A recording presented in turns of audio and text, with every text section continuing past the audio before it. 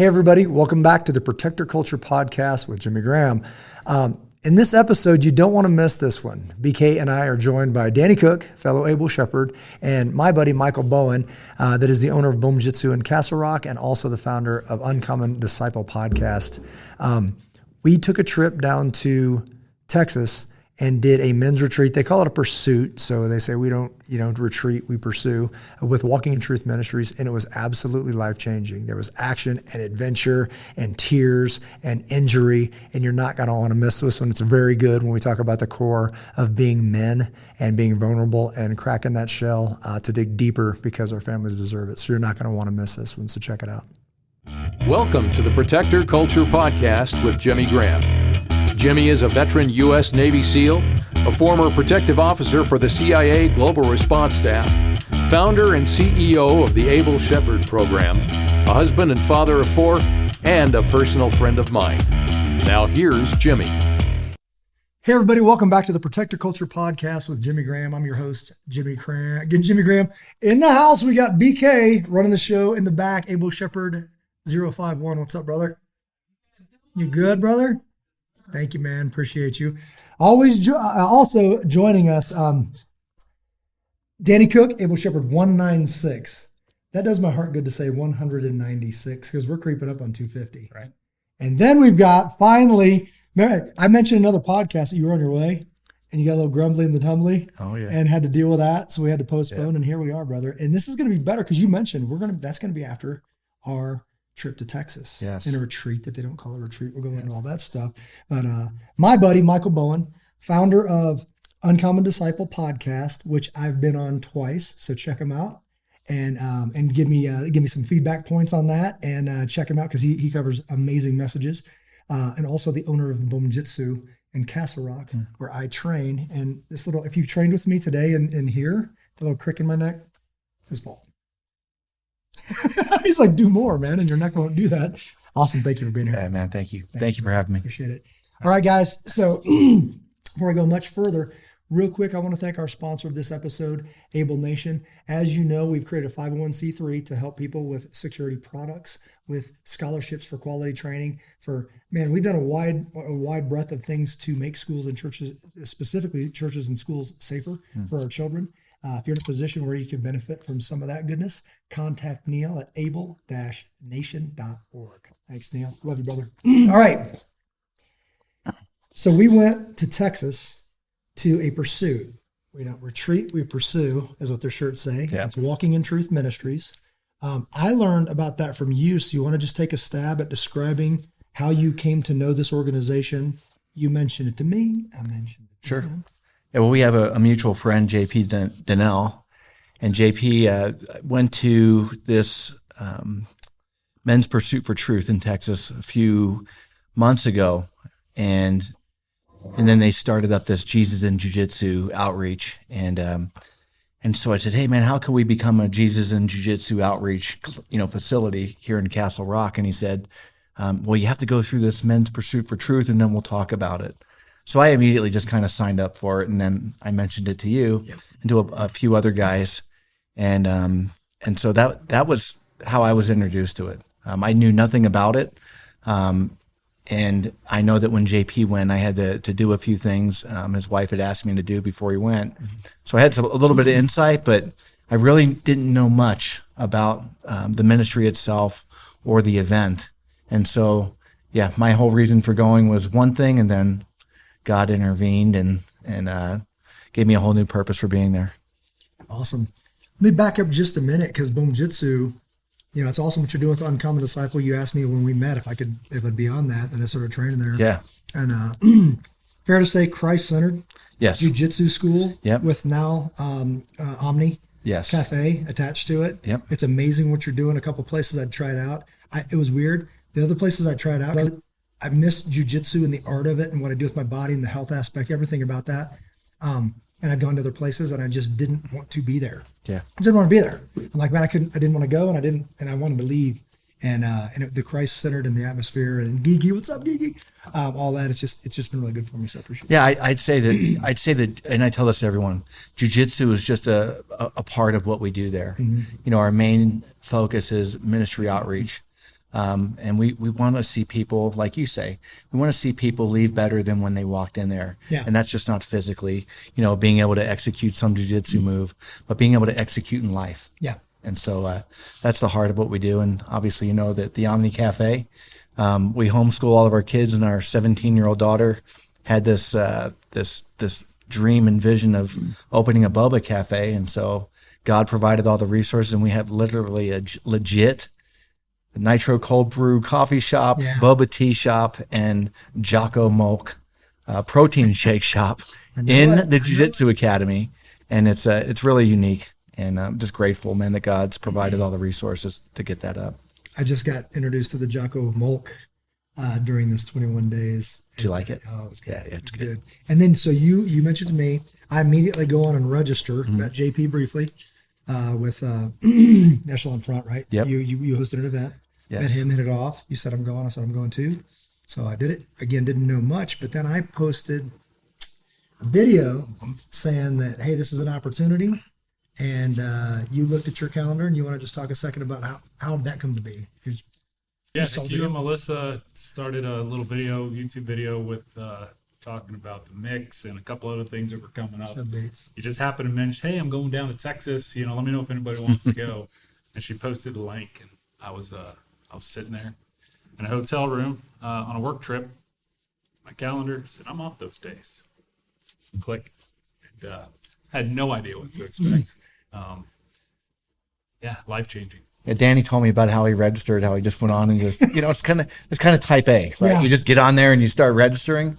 And I thought it was pretty funny how you did that. And so what I think, bro, is that God knew who needed to be there. That's right. And I thought that us three being there, and then, the guy that we met from Colorado Springs, if there's just a good group of guys that God knew needed to be there. We rode down together, and that's cool because what was it, 6.5 hours, something like that? Yeah. And I think it flew because we're talking, especially on the way back because there was so much done. So much done back. Yeah. So that was fantastic. So I was worried about what to say for 12 hours. The first thing you're calling me, you're like, or send me a text, hey, you want to carpool? My first thought was, I don't know what to talk about for 12 hours. Yeah. And then it's like, oh, we're here already? Let's just keep Yeah. driving, except for the Arby's. We won't talk about the Arby's. Well, hey, listen, if the wives are listening, don't give a much on how much you were talking. Yeah. No. So we get there, right? And day one, so I call it butt sniffing day, right? Oh, gee. Yeah, you're right. So at GRS, the students didn't know it, but when they got there, we're already recording. Got it. While they're going through the posturing day. Yep. And this has just been my experience that, like, when people show up and their chest is out, and they're in 30 seconds, all the cool stuff about them, but none of the real stuff about them. You're like, all right? Yeah. So it's going. And it's good. You're just meeting guys, but they're giving you that they're stepping into an unknown. They're nervous too. They don't know what to expect. And the masks are out, right? Yes. By day 2, masks are gone. By day 3, it's we're all naked. We're all, yeah. They were joking like, hey, everybody's naked. And it's not that kind of camp. Yes. You're exposed, and now everybody's different. And a buddy we met there who's a big burly dude, white beard, bald head, he comes in there. The last day, we're getting ready to go home, and we can't share enough stories, and we're getting information, all that stuff. And I go, brother, first day, I thought you wanted to steal my lunch money. And he starts laughing, and he's like, love you, brother. That the guy from Baltimore? Yeah. Yeah. It's a good dude, man. Good We just hit it off, man. It's like, that was one of the guys I initially talked to, and just watched this guy kind of soften, then break, and then just start being real. And it was fantastic. So day one, what's your kind of day one? Of Yeah, course, we are going to manipulate. I'll just say this: we're going to navigate a little bit, because not that it's a top secret deal. I would never want to rob somebody of what I just experienced. Right? Some of the stuff, if you let out of the bag, man, I would never want to do that to somebody, because it landed with full force and effect. But day one, we get day one.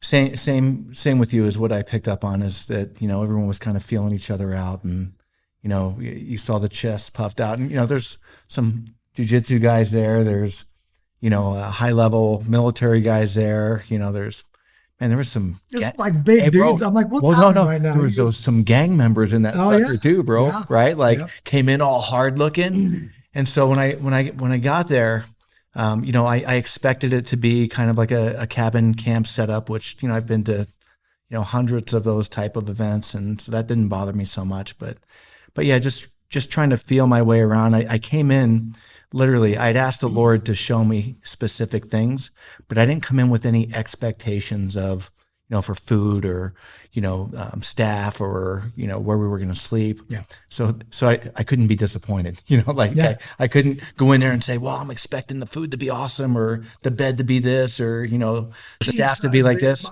So it leaves a lot of room for grace, while you're there. And I thought that was pretty helpful. Yeah. But Day one. I've never been to church camp, so I had no idea. You just had nothing. But it was great. Like I had nothing, just showing up. I got a warm place to sleep.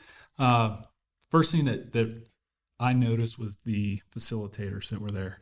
Man, those guys were just pouring out love from day one. Yeah. They really were.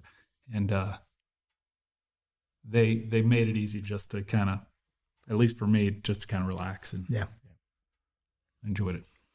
Yep. So we go over some drills. We start talking to get to know everybody. And what are we doing day one? I mean, this blends together. It's all coming like that was kind of get to know everybody. yeah, so it was we did worship and prayer, Yep. right when we got there, and then they opened it up and kind of gave a little bit of an overview, right? They never opened. Oh, you their had to hand stand fully up. Everybody had to get You off had the- to stand up and give your little, I'd say a little mini testimony, which was real interesting, right? Just to hear people's hearts or, how they came to know the Lord or if they've never come to know the Lord. But I really, that first night was pretty eye-opening to me because, my kids asked me, well, how is the retreat? They thought it was like a daddy camp, right? A daddy Christian camp. And I was like, well, it was more like a discipleship boot camp, right? Yeah. It was like we didn't sleep a bunch, and we had stuff to do every minute of the day, so we, it was a really fast growing and fast paced environment, for discipleship. So not just day one, but the overall, I've talked to a couple of people about it just briefly, and this really grabbed me. Like it affected me because what I've said a couple times the past couple of days, I don't know that I've seen like a concentration of pain like that in one sitting in a while. Yeah. Meaning there's just this horrible thing that's going on in our society with men specifically, where there's people are hurting. And I've just, with men, with women, with like all of it, I haven't heard the word suicide more than I've heard it in the past 6 months. Yep. Right. And people coming in, and I said something to this effect. I don't remember when I chimed in on something. I said, I'm sick of seeing so many tough guys and so little strong men. Right. Yeah. And it resonated with people. And I even addressed some of the vets in the room because it seemed like there was a heavy concentration of vets. I don't know what the ratio would have been. Yeah. Is it probably because of what it is? Because it's connected maybe with jiu-jitsu, maybe with Echelon Front? I don't know. Yeah, I wouldn't say it's connected with Echelon. I think that JP really, he's connected through like, I work with America's Mighty Warriors. Yeah. And so there's a lot of guys with PTSD coming through that program. And sometimes, something like this is the last resort, right? That they've given everything else a try in the world, right? But they've never given God a try. Yeah. And so this is like, hey, this helped me, and I know it's going to help you. And, I was surprised that, there was 21 guys there. Was that right? That no one left, right? And I think one guy wanted to leave. You remember a couple guys wanted to leave. Ranger guy, right? Like he wanted to leave that first night. And I'm so thankful he didn't because I saw the change in him, at the end. And I just went, Lord, you knew. I think we were standing there together at the coffee pot, and he came over and made his first comments and talking about that. And I said, I was like, okay, God, there's one that you got me here for. And I'm here to learn, by the way. I'm not speaking. Yes. I think some people thought maybe I was going to go and speak and impart some kind of thing. No, I'm a student. Like I'm a participant coming to just drink in whatever I can and support what they got going on down there. And then here come the guys, right? And then you say something true and they say something, I wouldn't say that, I'd say this. And they're hungry. They want it bad. Like, I think we were standing out there talking. He comes up and he was getting so uncomfortable knowing that he was going to have to go. And this isn't like you're going to go up and give like a speech. No. This is walk up and say 12 words, maybe like whatever you want. And you see a guy that looks like he's, is there like just a hard, tough, whatever, walk a couple feet, turn around, face men and start bawling. Yeah. Like ugly crying. Right.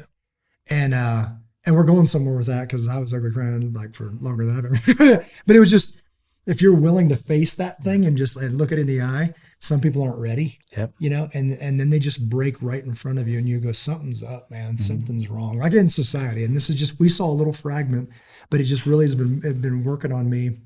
Hasn't worked on me, that we got a glimpse of one thing for a few days. I couldn't believe the amount of pain that walked in that front door, not ready to look at it. Then when they were forced to look at it, and you know, tear themselves down, then men start climbing out of that. Oh yeah. Right. Well, I think like you, Jimmy, is that we're both involved in a lot of men's ministry outreach, right? We deal with guys on a daily basis, and it's easy to walk into somewhere like that and be like, well, I'm going to go help other guys. But literally I was like, Lord, I want you to speak to me while I'm here. That's right. Right. That you've provided a staff and a resource here with all the guys that, you know, that were overseeing this event. You know, you've given that to them. Yeah. You know, you've got something here for me. Yeah. So every time there was that little nudge, like, oh, tell this guy this, or, you know, share this verse. And I'm glad that they put that little boundary up in front right, without getting too deep into it. But they were like, you know, there's going to be a temptation for you to try to, you know, speak into another man's life. Right. Yeah. And so every time I had that temptation, I said, Lord, you know. And there was a couple times, even at the very end. Do you remember during the prayer? I do. Right, you and I were making eye contact because they were like, "All right, who wants to close this out for prayer?" And I'm watching you. You're watching me. I'm like, "All right, I'm about to say it." I know. And all of a sudden, I held my mouth, right, and you did too. And then the guy that went in there, you know, with who I was thought like, man, he's going to be the hardest guy. The gangbanger, and like he poured out this prayer that was beautiful. I mean, it was like so good. I was like, I couldn't even close my eyes because I was just like, is he really, Lord, you're speaking this? This wasn't a lot of time that we spent there, right? It's not. So you see him walk in, turn and face men and break, right? And he's not a big guy. Yep. And for whatever reason, there were very large men there. Yes. I'm like, yeah. Where you guys you've been brought up on that Jocko of Mulk? Yeah. You know what I mean? It's like, and these guys are huge.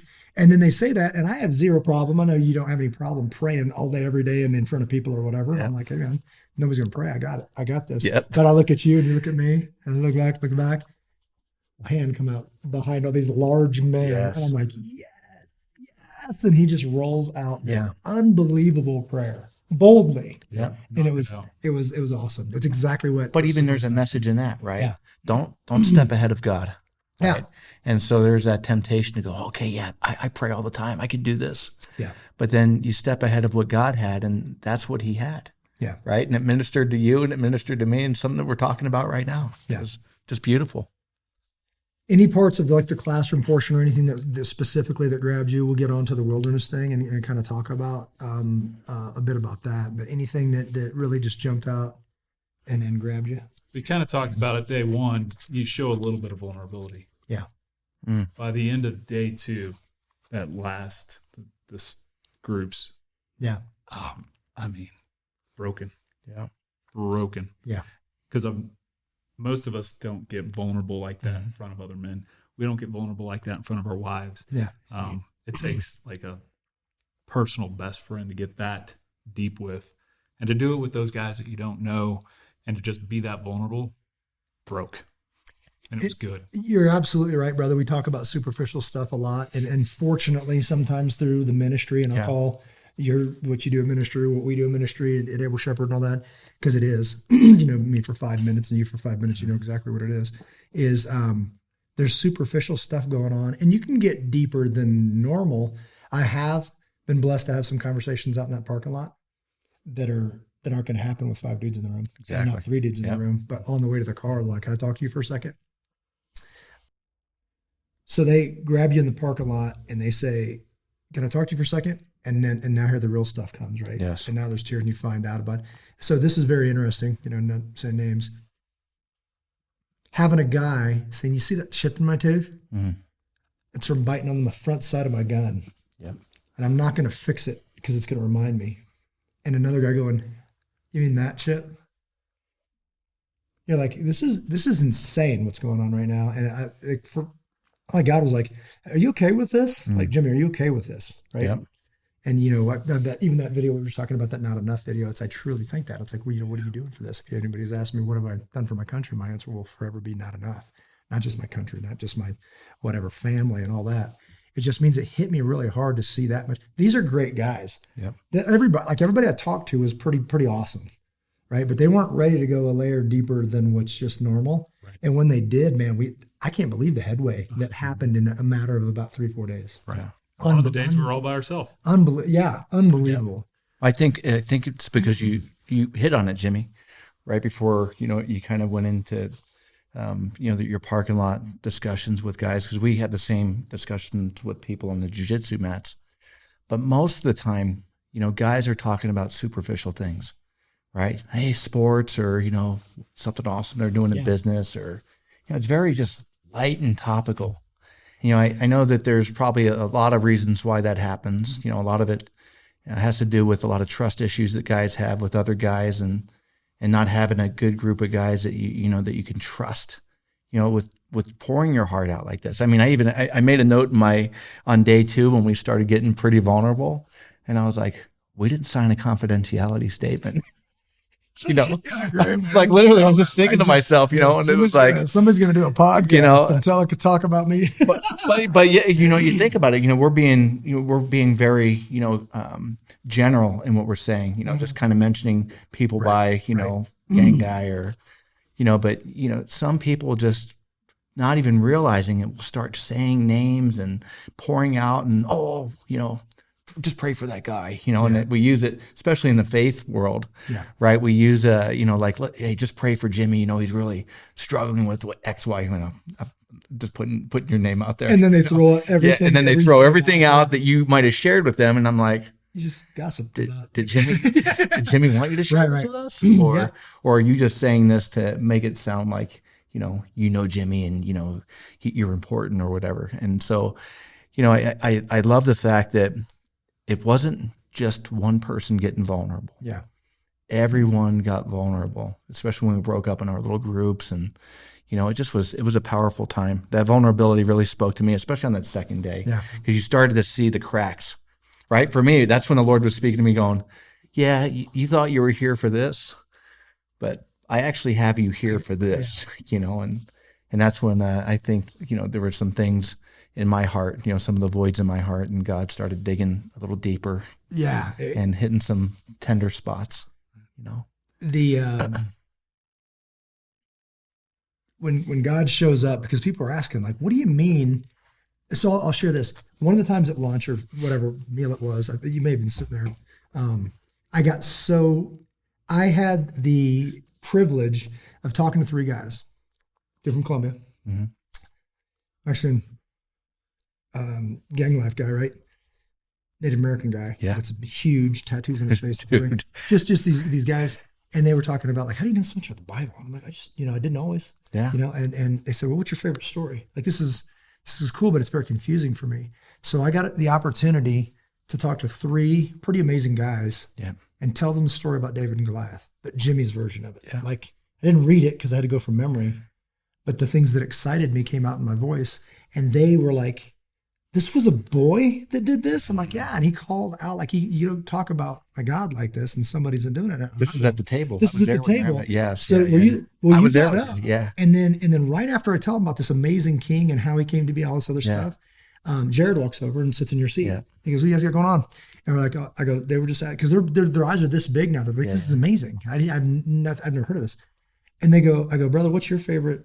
We were just sharing favorite stories about. He said, that's a tough one. And I go, take a stab at it. And he goes, well, I'm one of, I think, 7 brothers. Yeah. And I'm the littlest. So Samuel goes to Jesse's house and says that one of your sons is going to be king.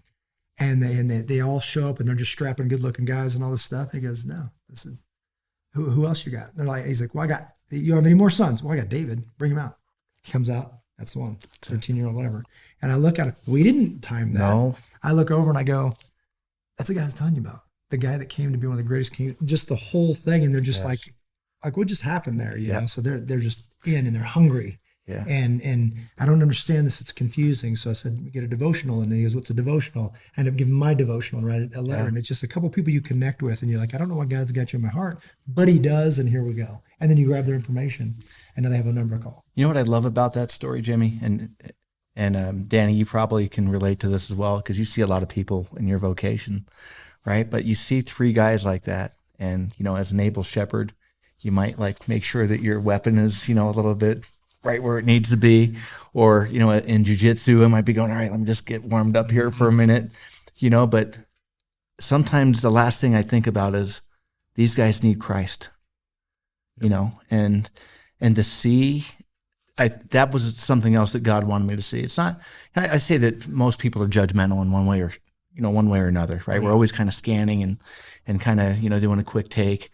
But you look at, these 3 guys, and I'll be honest, when I first saw a Native American guy, I was like, oh, dang, that dude looks hard. Man. He's big and he looks pretty hardcore, right? And just got out of prison. Yeah. And I'm like, well, okay, Lord, is he in our bunkhouse? Yeah. It was just a question, right? Yeah. Like, but, to see what the Lord did with him on that last day, that's the heart of ministry, right? That my first judgment call when I see someone is they need Christ, not like, oh, he looks like gangbanger this or whatever. We just whatever tag you want to put on, it looks like law enforcement that, but that guy needs Jesus, and how are you going to use me to bridge that gap? Yeah. And so it was so beautiful to see. That breaking. Well, what I noticed when they first walked in, because they had trouble getting there. Yes. Accidents and. Hey, the enemy did not want them there. Nope. Right. And so they finally got there and they were late. And they walk in and I mean, you're right. I look over and I'm like, those are hard dudes. and the look on their face, they didn't look happy to be there. No, bro. They did not look like that's where they wanted to be. They were hard dudes, bro. And when we left. Yeah. The smiles.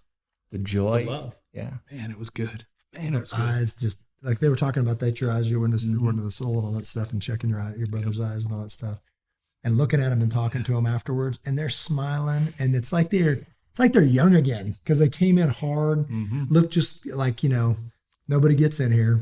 Everybody's got to keep their masks on because we might be knife fighting later or whatever, and then by the time they left, it's like, brother, how you doing? And there's tears and there's hugs and there's passing of cell phone info and all that kind of stuff.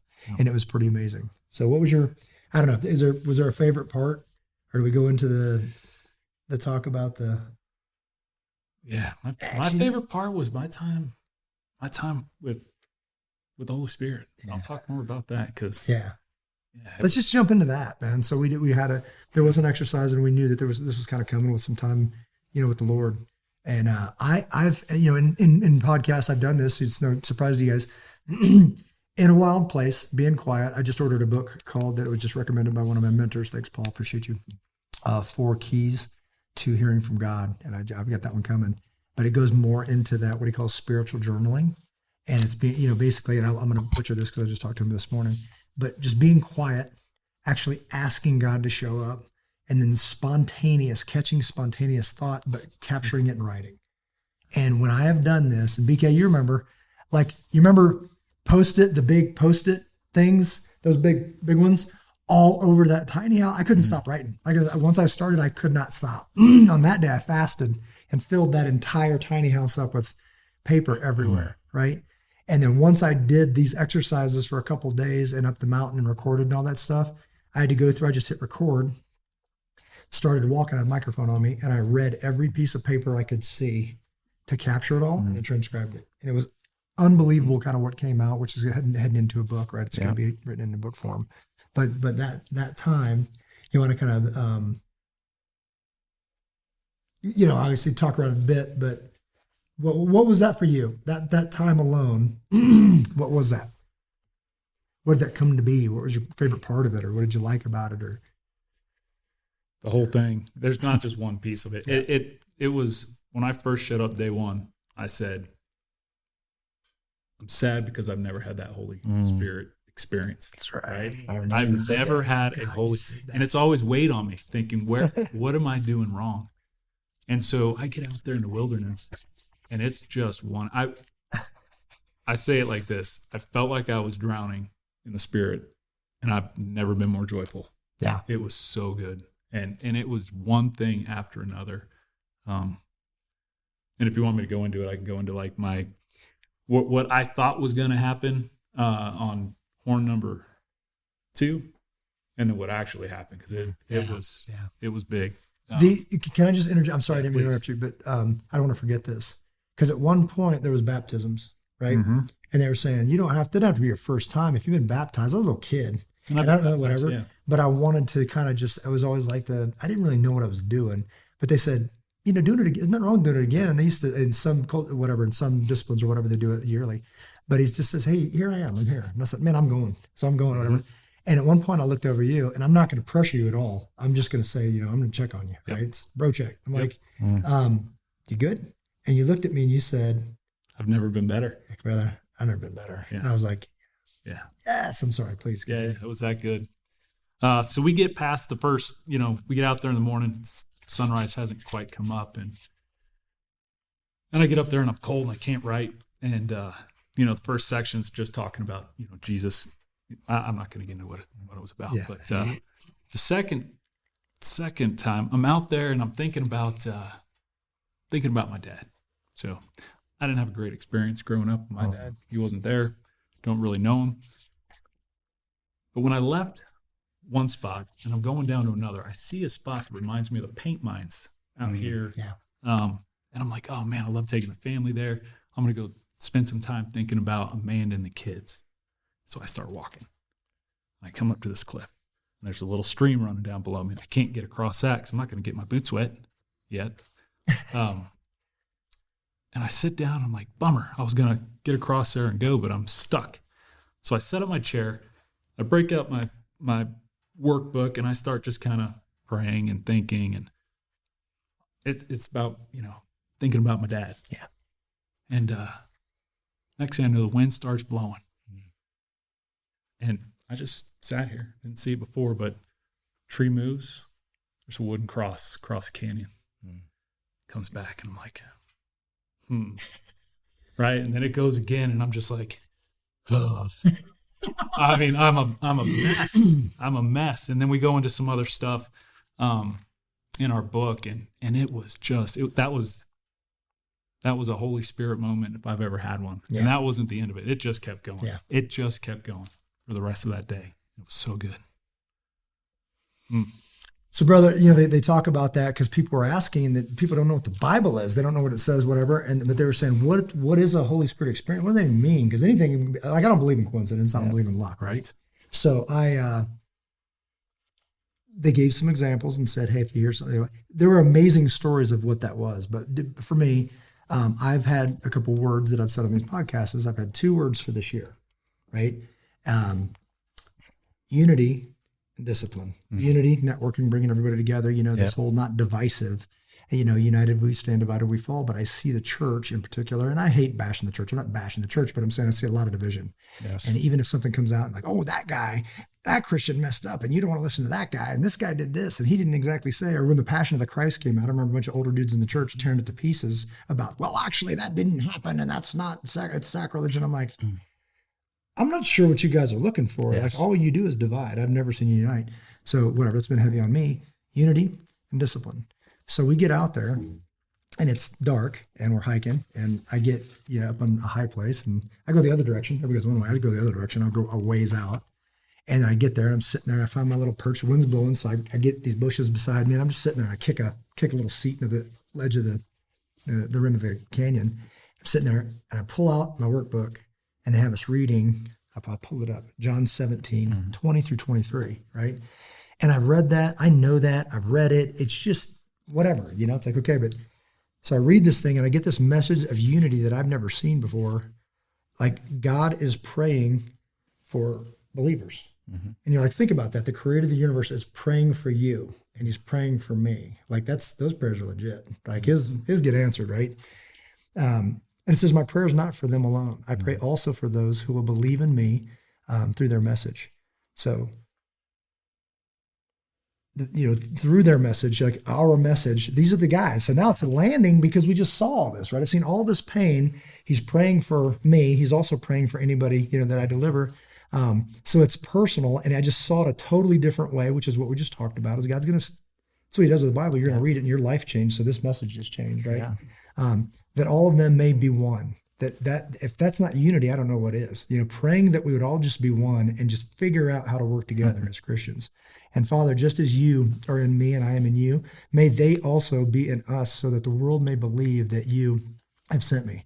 I have given them the glory that you gave me, that they may be one as we are one, I and them and you and me, so that they may be brought to complete unity. Then the world will know that you sent me, and I have loved them even as you have loved me. Yeah. So I'm like, that's cool. And I just, as I read that, and it hits me that now we're talking about this day right here and this particular thing, then the sun comes up and blasts me in the face, and I lose it. Right? So I'm like, here we go. This is like the start of a long day, right? Yep. And it just blasts me, and I finish reading it. And if you remember, when the sun came up, there was a strip of cloud like as big as my finger. Then it turned back off. Yeah. And I'm like, that just happened.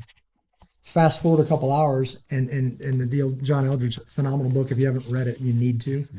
It's absolutely amazing. I know this book kind of inside and out. I've listened to it. I've read it. It changed my life. You really need to, investigate this book. I've called Navy SEALs and said, read this book. They called me and said, this is the answers we've been talking about. It changed my life. It's unbelievable. But it says, what do you, what's your favorite part of this book? And I said, well, adventure. I like the thing about, I just go to the contents. I kind of just cheat. And they're like, yeah, read your favorite part of the thing. And I go, adventure was cool because that's my new thing. So I'll just say adventure, right? But then I lay there and rest for a minute, and I start feeling guilty, like, you're supposed to be reading it, man. I remember when he said in that film, when he was like, oh, I know what that verse says. And he heard God go, me too. Read it. Yeah. So I pick up the book like this, and I've never seen this ever before. The weapons of war against the flesh, the traitor within, a warrior uses discipline. And that's my other word. Unity and discipline. And I lose it again, but then I keep reading and starts talking about a two-dimensional version of, and like I said, I remember this joke about flossing. And I was probably thinking about that, and I kept reading, and I skipped this whole part for all those years except for that day. Yeah. And I read, but if you saw your life as a great battle and you knew you needed time with God for your very survival, you would do it. Skip down a bit. But we'll find a way to make it work when we are convinced we're history if we don't. The point is simply to do whatever brings me back to my heart and the heart of God. And it was this amazing message, there's more here, but talking about discipline of actually doing it. And if you understood that you were born into a world of war, you would be more disciplined to do what we just did regularly. And it was like, okay, there it is. There's your Holy Spirit. One of, like this much of that day was, let me check off your first two words. Yeah. Here's unity, here's discipline. Do I have your attention? Because I'm about to hit you with some real stuff. And you know what happened after that, right? Hey guys, that's going to bring us to an end of part 1 of this episode. We're going to break this one up because we don't want to cut it short. We want to get all the goodness. So thank you for listening. We'll check out be listening for the second half of this. I do want to thank our sponsor, Able Nation. Thank these guys for being here. Thank you, Mike. Appreciate you, brother. Thank you, Danny. Appreciate you, brother. To get the rest of this message, hang tight. It'll be on the next episode. So check it out. Thanks. God bless each and every one of you. Take care of one another.